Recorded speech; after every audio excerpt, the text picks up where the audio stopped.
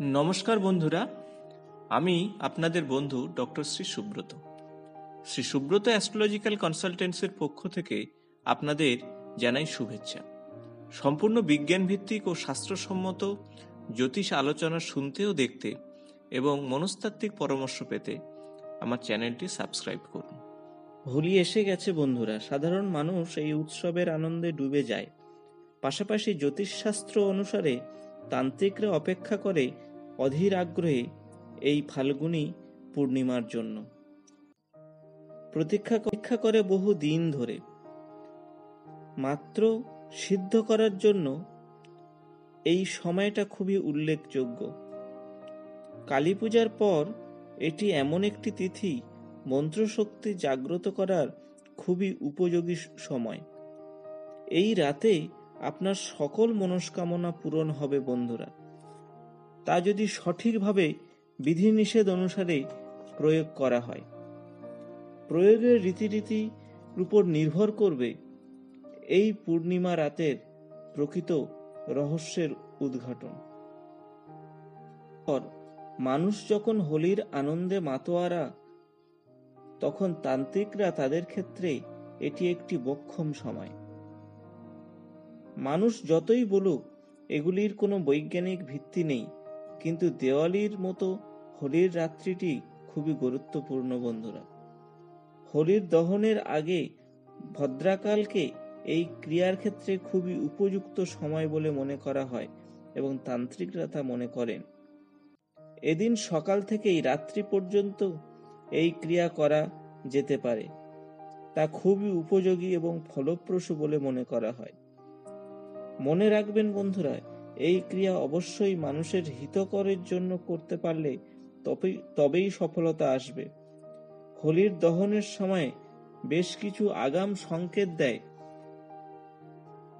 সেই আগাম সংকেত থেকেই আমাদের পুরানো মানুষরা তারা বলে দেয় যে কি হতে পারে এবং কি হবে না। যদি এই দহনের আগুন পূর্ব দিকে বেশি হেলে যায়, তাহলে বুঝবেন দিনগুলি যেগুলো আসছে আগামী, সেগুলো অবশ্যই কল্যাণকর হবে। যদি দক্ষিণ দিকে চলে যায় শিখাটি, তবে এই স্থানে পশু পাখির উপর বেশ রোগের প্রভাব আসবে। পশ্চিম দিকে গেলে উত্তর দিকে গেলে অবস্থার কোনো পরিবর্তন হবে না। যদি পশ্চিম দিকে যায় তবে বর্ষা হওয়ার সম্ভাবনা আছে।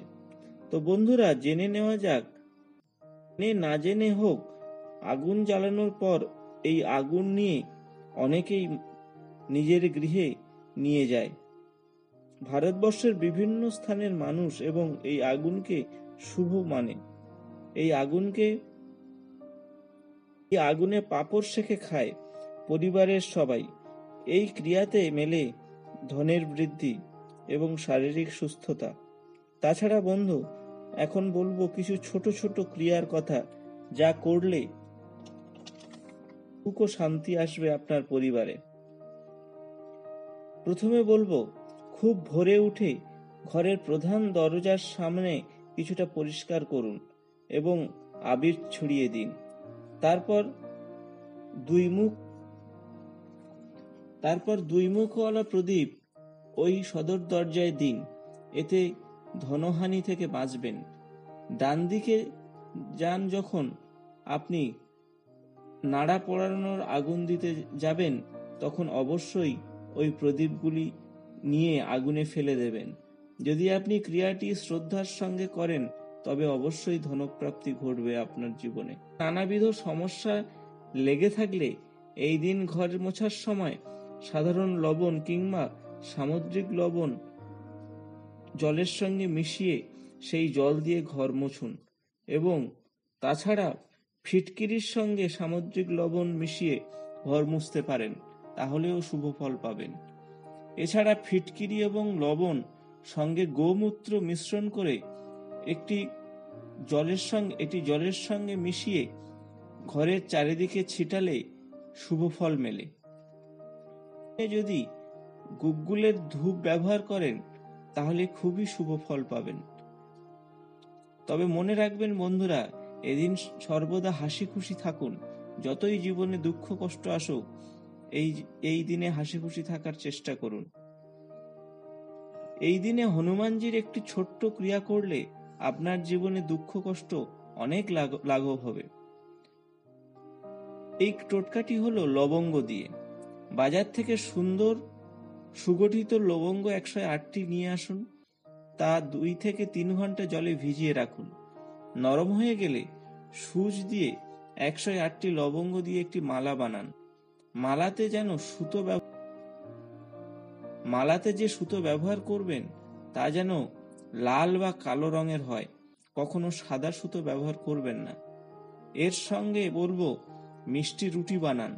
যদি মিষ্টি রুটি বানাতে না পারেন তবে এমনি সাধারণ রুটি বানান, তার সঙ্গে 1 চামচ গুড় ও 1 চামচ ঘি দিয়ে দিন। এই মিষ্টি রুটির উপর লবঙ্গের মালা রাখুন, তারপর হনুমানজিকে অর্পণ করুন। এরপর হনুমান চালিসা পাঠ করুন। তারপর লবঙ্গের মালা হনুমানজিকে পরিয়ে দিন এবং মিষ্টি রুটি এনে কোনো গাইকে খাওয়ান। যদি গাই না থাকে তাহলে কোনো কালো কুকুরকে খাওয়াতে পারেন। বন্ধুরা, যদি আপনার বাড়িতে যদি সর্বদা শত্রু দ্বারা বেষ্টিত হয় এবং তারা আপনার জীবনকে যদি নাজেহাল করে ছাড়ে, সে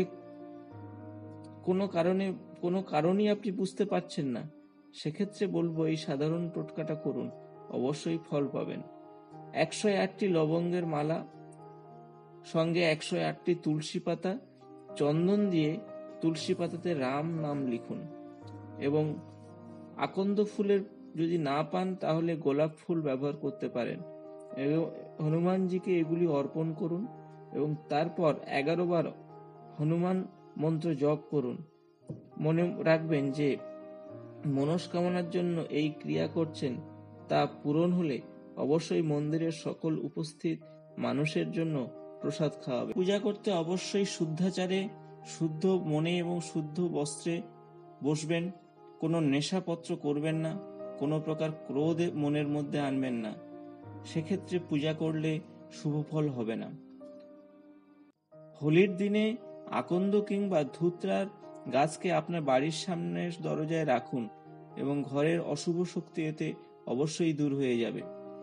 যে সকল জাতক কিংবা জাতিকারা কোনোভাবে বিবাহ হচ্ছে না, তাদের ক্ষেত্রে একটি বিশেষ টোটকার কথা বলবো, তা এই হোলির দিনে করতে পারেন।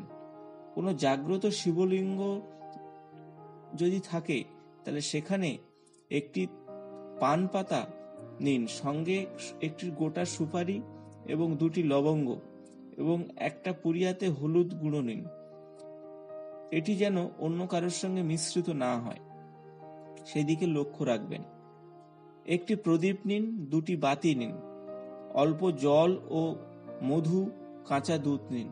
এগুলো নিয়ে শিব মন্দিরে বসে পড়ুন। প্রথমে শিবজির সামনে বসে প্রার্থনা করুন এবং বলুন ওম নমঃ শিবায়।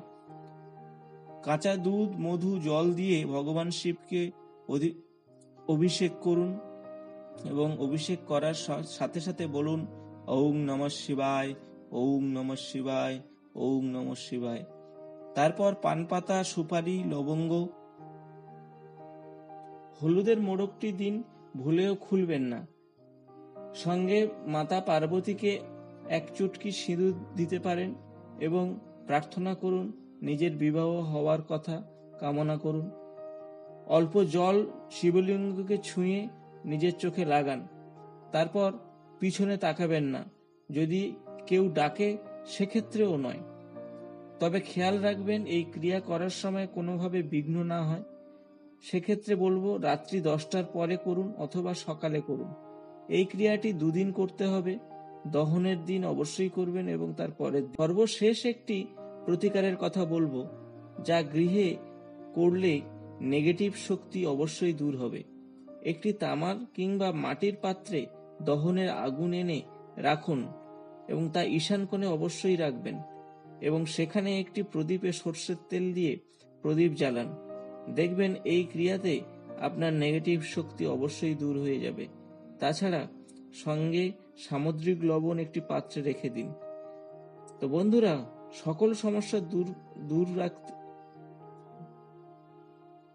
সকল সমস্যা দূরে রেখে সামনের হোলি এবং দোল পূর্ণিমার দিনগুলিতে আনন্দে ভরিয়ে তুলুন। হরে কৃষ্ণ কৃষ্ণ কৃষ্ণ হরে হরে, বোম বোম ভোলে।